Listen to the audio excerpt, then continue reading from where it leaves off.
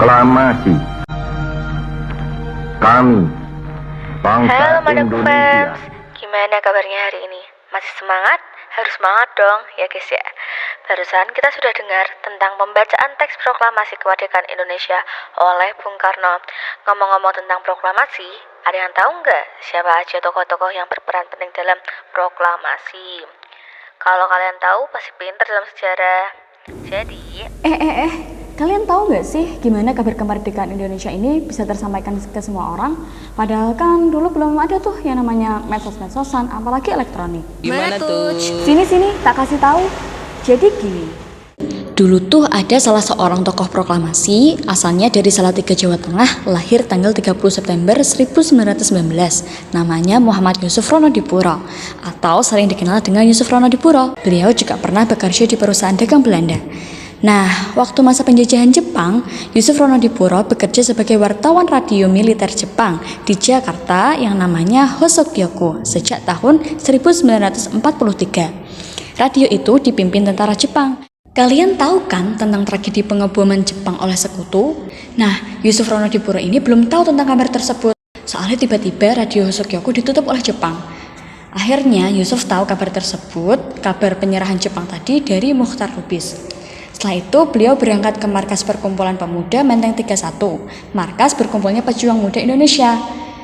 Akhirnya semua mendengar kabar penyerahan Jepang dari Adam Malik yang kala itu bekerja sebagai wartawan Domei. Kemudian mereka mendiskusikan tentang bagaimana cara merebut radio Jepang. Pada tanggal 17 Agustus 1945 jam 10 pagi kan dibacain proklamasi kemerdekaan oleh Soekarno. Nah, Yusuf Ronodipuro itu nggak tahu kalau udah dibacain proklamasinya. Soalnya kan staf Hosokyoku tadi itu sejak tanggal 15 Agustus nggak diizinin keluar dari stasiun radio. Tapi toh ada wartawan Domei namanya Syahrudin itu bisa menembus penjagaan dengan menyelinap lewat pintu belakang dan berhasil memberikan surat dari Adam Malik kepada Yusuf Ronodipuro yang berisi naskah proklamasi. Akhirnya Yusuf nekat menyelinap ke studio siaran internasional yang sudah lama nggak dipakai.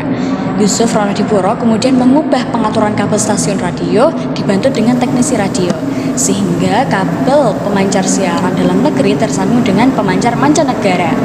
Proklamasi kemerdekaan Indonesia kemudian dibacakan oleh Yusuf Ronodipuro melalui siaran radio ke seluruh dunia pada pukul 7 malam.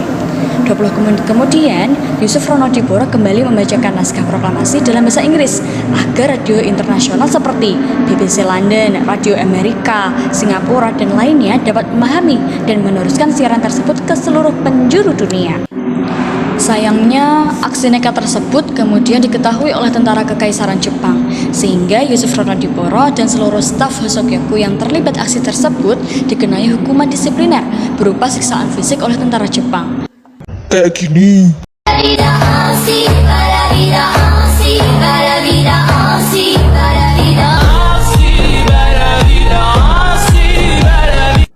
Ya nggak gitu, pokoknya tuh kakinya sampai pincang sama badan dan mukanya tuh hancur.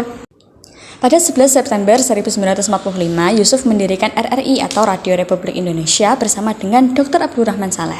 Saat menjadi ketuanya, Yusuf berhasil merekam suara Bung Karno untuk membacakan teks proklamasi kembali. Itu merupakan satu-satunya rekaman yang bisa kita dengarkan sampai sekarang. Beliau juga merupakan orang yang pertama menggemakan semboyan RRI, sekali di udara tetap di udara.